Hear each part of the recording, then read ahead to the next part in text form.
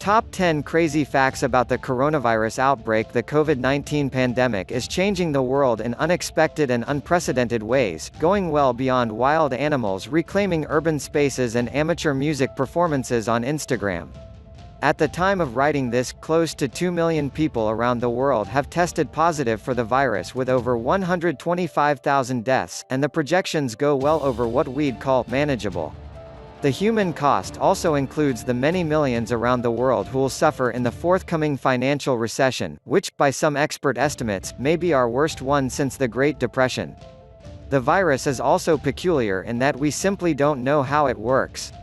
It's one of those things where the real, and responsible, experts tell you that they don't know for sure, as there are still huge gaps between how we expect the virus to behave, and what we're witnessing among the patients on the ground.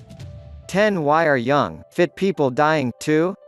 One of the most concerning parts of the pandemic is the disproportionately high rate of fatalities among the elderly. This allows the virus to spread virtually undetected among younger, less vulnerable parts of the population. You may think that's a good thing, but it's not.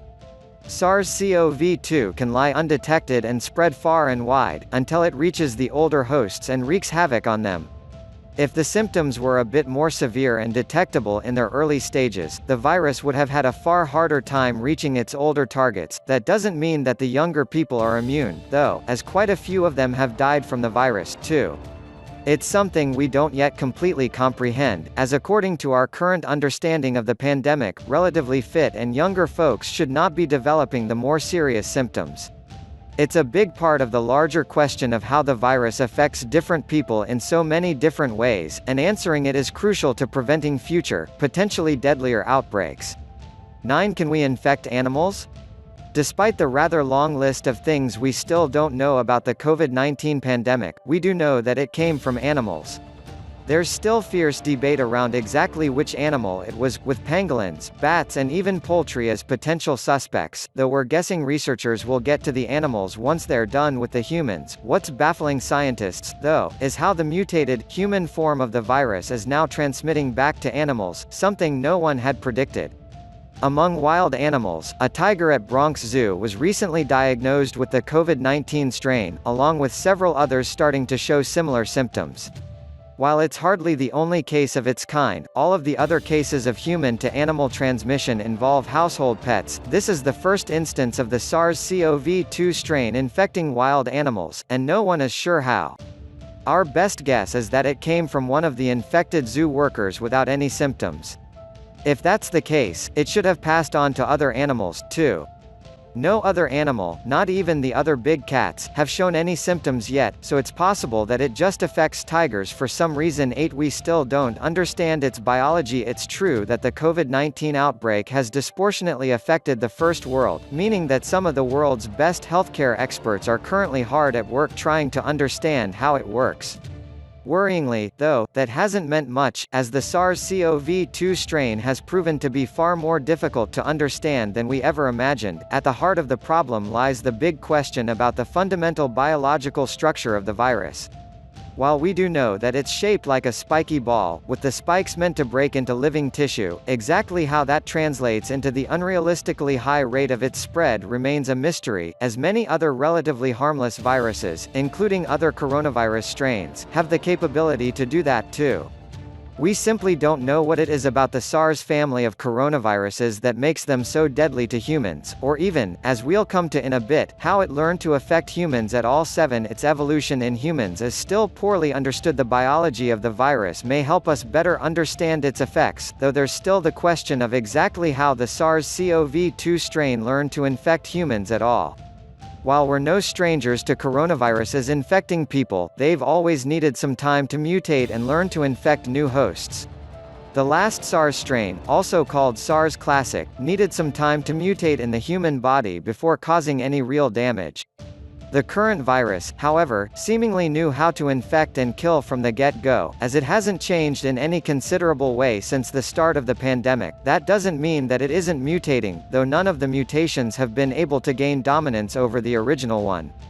put it this way, the current SARS-CoV-2 strain doesn't need to change itself to infect more hosts yet, as it's already able to do that without much effort. 6 people are testing negative, and then positive while we grapple with tens of thousands of cases showing up around the world every day. Doctors are faced with a new unexplained problem. Many patients that were previously found to be negative are now testing positive, calling into question the very methods and tools we're using to detect it. While it's true that the virus can remain dormant for some time before it shows any symptoms, nearly every country is already taking that into account before discharging suspected patients.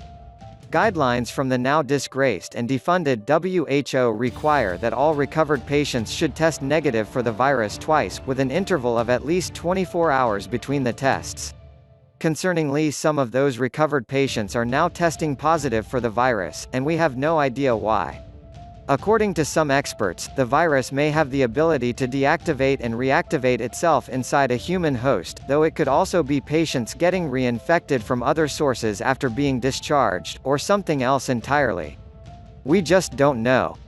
All of those possibilities, though, fly in the face of the popular notion that the recovered patients would develop some kind of an immunity towards the virus, as it works in most other diseases we know of, which would in turn strengthen the collective immunity of the whole population. Moreover, if the virus can just reactivate itself on a whim, what does recovered even mean? 5. The carriers with no symptoms at all. If you study the various pandemics in history, you'd realize that the secret of the Chinese virus's success isn't its high rate of spread or even fatalities. We've dealt with far deadlier diseases than this one in the past. It's nowhere close to the Black Death or the Spanish flu in its death count or rate of infection. It is, however, different in one way. Infected people could go about their lives with mild or even no symptoms at all, helping it reach even more people than any of those diseases ever could. It creates, in effect, a society full of typhoid Marys, or perhaps more fittingly for our time, coronavirus Karens. What scientists don't know, though, is how many of these cases are out there. At this point, it's clear that known infections or popular hotspots can't be solely responsible for the deluge of cases pouring in by the minute.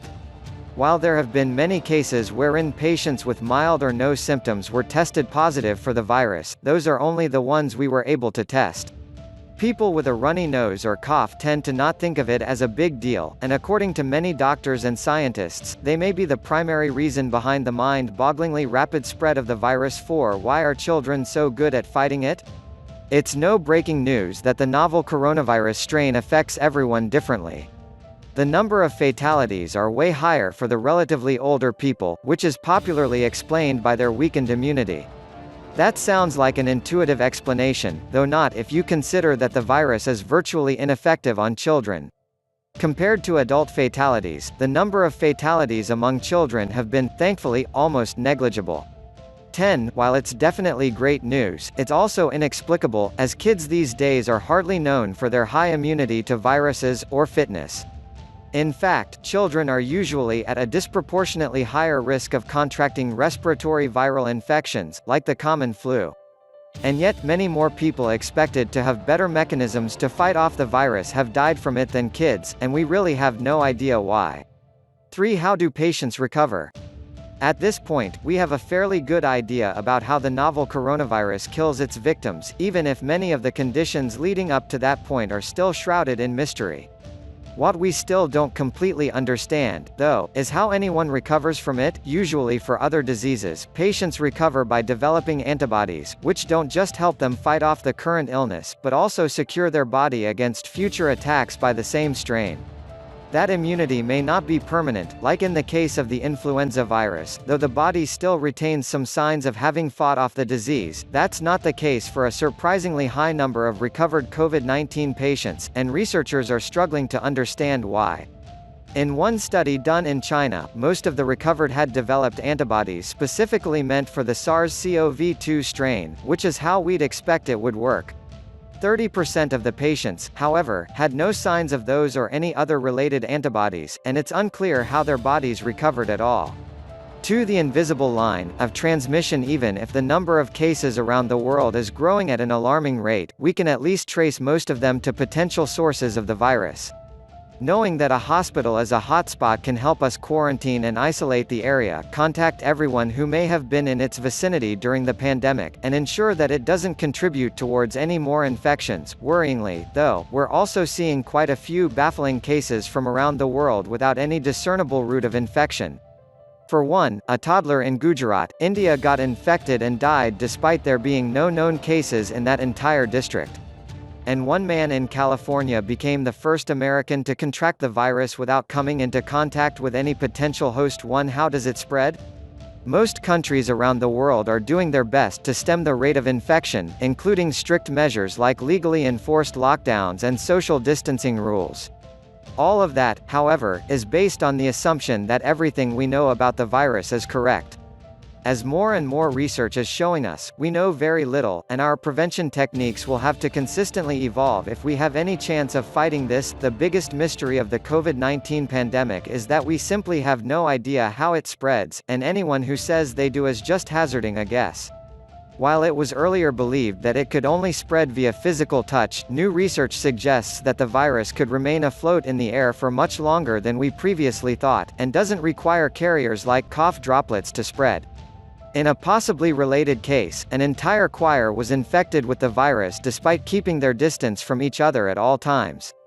Again, it's our best guess that they got it from the air, as we're still not clear on all the ways it could spread.